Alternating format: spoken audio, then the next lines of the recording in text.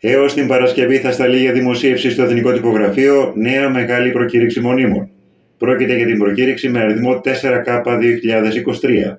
Θα προσληφθούν 80 μόνιμοι υπάλληλοι όλων των βαθμίδων πανεπιστημιακής, τεχνολογικής, δευτεροβάθμιας και υποχρεωτικής εκπαίδευσης.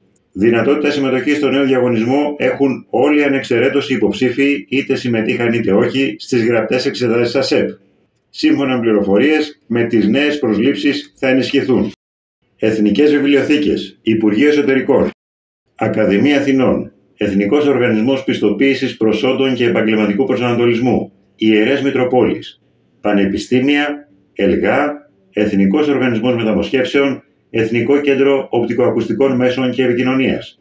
Οι ενδιαφερόμενοι για τις μόνιμες θέσεις οφείλουν να διαθέτουν έγκυρο και επικαιροποιημένο μητρό στην ιστοσελίδα του ΑΣΕΠ.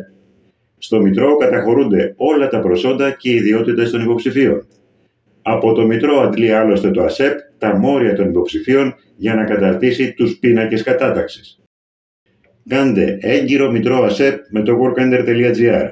Στείλτε email στο υπηρεσίες@workender.gr γράφοντας το θέμα μητρό ΑΣΕΠ και στο κείμενο του μηνύματος το ονοματεπώνυμό σας και το τηλέφωνό σας.